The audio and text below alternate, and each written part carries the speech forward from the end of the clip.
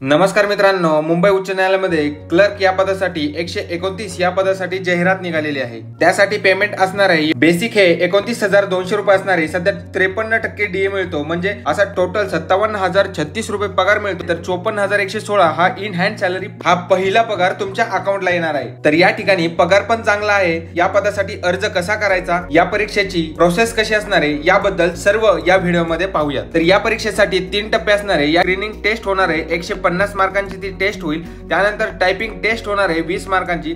त्यानंतर मुलाखत होणार आहे 40 मार्काची। म्हणजे या ठिकाणी परीक्षा असणार आहे 90 मार्काची। आपल्याला फक्त 90 मार्काची पुरेपूर स्टडी करायचा आहे, जेणेकरून आपलं सिलेक्शन 100% होणार। मुंबई उच्च न्यायालय भरती लिपिक पदासाठी या ठिकाणी झालेल्या प्रश्नपत्रिका 2024 च्या झालेल्या प्रश्नपत्रिका, तसे 2018 पासूनच्या ज्या PYQ आहेत, तसेच जिल्हा न्यायालयामध्ये एक्झाम झाल्या होत्या लिपिक पदासाठी, त्याच्या सर्व प्रश्नपत्रिका या ठिकाणी प्रश्नपत्रिका आणि उत्तरपत्रिका सहित तुम्हाला या ठिकाणी मिळणार आहे। या ठिकाणी तुम्हाला 99 रुपयाचा कोर्स जॉईन करायचा आहे। हा कोर्स जॉईन करण्यासाठी तुम्हाला स्मार्ट एज्युकेशन मराठी हे ऍप्लिकेशन प्ले स्टोर वरून डाउनलोड करायचं आहे।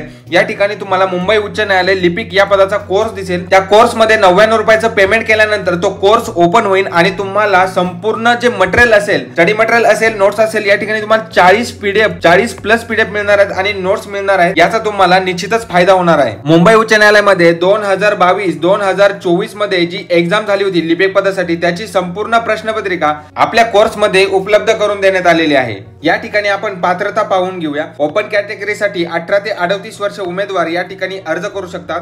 SC ST या ठिकाणी 18 ते 43 वर्ष उमेदवार अर्ज करू शकतात। जर तुम्ही हायकोर्ट किंवा गव्हर्नमेंटचे एम्प्लॉय असताल, या ठिकाणी थ्रू आपल्या डिपार्टमेंटची NOC घेऊन जर अर्ज केला तर कमीत कमी 18 वर्ष मॅक्झिमम एज लिमिट नाही। तर या पदासाठी क्वालिफिकेशन काय लागतं, या ठिकाणी तुम्हाला कोणत्याही विद्यापीठाची डिग्री असणं आवश्यक आहे। त्यानंतर MSCIT असणं आवश्यक आहे आणि टायपिंग इंग्लिश 40 असणं आवश्यक आहे। हे जर 3 क्रायटेरिया तुमचे असतात तर 100% तुम्ही या ठिकाणी अर्ज करू शकता। या पदासाठी खूप कमी अर्ज येतात आणि सिलेक्शनचे चान्सेस जास्त असतात, त्यामुळे या पदासाठी अर्ज करायचं अजिबात विसरू नका। या पदासाठी अर्ज कसा करायचा याची संपूर्ण लाईव्ह प्रोसेस मी आपल्या चॅनल वरती दिली आहे। त्या ठिकाणी तुम्ही आय बटनावरती क्लिक करून संपूर्ण व्हिडिओ पाहू शकता। या पदासाठी अर्ज करण्यासाठी तुम्हाला एक कॅरेक्टर सर्टिफिकेट हवं असतं, ते कसं मिळवायचं, कोणाची सही घ्यायची याची सुद्धा संपूर्ण माहिती मी पुढे दिलेली आहे। या पदासाठी सुरुवातीला तुम्हाला फक्त 100 रुपये फी आहे। 100 रुपयाचं SBIचं चलन करून या ठिकाणी तुम्ही अर्ज भरायचा आहे। यानंतर पात्र अपात्र उमेदवारांची एक शॉर्टलिस्ट येणार आहे। त्यानंतर तुम्हाला 400 रुपयाचं चलन भरायचं आहे, म्हणजे एक्झामिनेशन फी भरायची, तेव्हा तुमची परीक्षा होणार आहे। परीक्षा हे मुंबई या ठिकाणी होत असते। या पदासाठी अर्ज करण्याची दिनांक आहे 22 जानेवारी 2025 ते 5 फेब्रुवारी 2025। सर्वात महत्वाचं म्हणजे परीक्षा कशी होणार आहे। परीक्षा ही ऑफलाईन होणार आहे। या ठिकाणी सुरुवातीला स्क्रीनिंग टेस्ट होणार आहे 90 मार्काची। या ठिकाणी तुम्हाला 45 मार्क्स मिळणं आवश्यक आहे।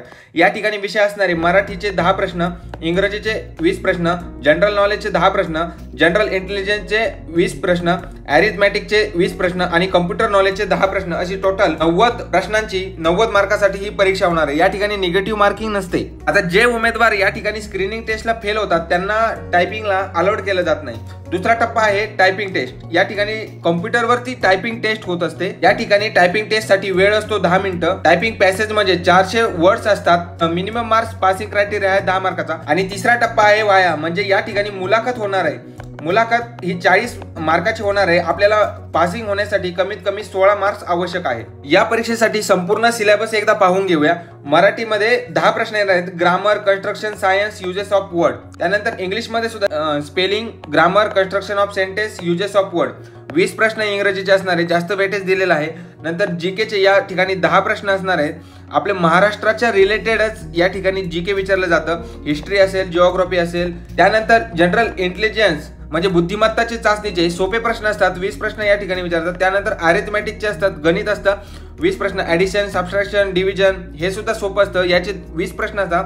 आणि कम्प्युटर नॉलेज या ठिकाणी 10 प्रश्न विचारलेले जातात। इंग्लिश टायपिंग टेस्ट ही कम्प्युटरवरती कंडक्ट केली जाते। या पदासाठी अर्ज करण्यासाठी तुमच्याकडे कागदपत्र कोणती असावी। आता या ठिकाणी तुम्हाला स्टेट बोर्डचं कास्ट सर्टिफिकेट द्यायचं आहे, सेंट्रल गव्हर्नमेंटचं कास्ट सर्टिफिकेट द्यायचं नाही। 2 व्यक्तीकडून आपल्याला हे कॅरेक्टर सर्टिफिकेट घ्यायचं असेल, गावाचे सरपंच असतील, शाळेचे मुख्याध्यापक असतील, यांच्याकडून आपल्याला सही आणि शिक्का त्यांची पूर्ण माहिती मिळून हे आपल्याला सर्टिफिकेट घ्यायचं आहे आणि ते सर्टिफिकेट या ठिकाणी अपलोड करायचं आहे। या ठिकाणी कॅरेक्टर सर्टिफिकेट आहे। आता भरपूर जणांना आरओ म्हणजे काय हेच माहित नाही। या ठिकाणी आरओ म्हणजे रिलेशन ऑफ। आता समजा तुमचं या ठिकाणी नाव आहे, त्यानंतर वडिलांचं या ठिकाणी नाव आहे, या ठिकाणी रिलेशन ऑफ म्हणजे या ठिकाणी मुलगा, तर या ठिकाणी 15 वर्षापासून मी यांना ओळखत आहे अशा प्रकारचं या ठिकाणी सर्टिफिकेट बनवायचं आहे।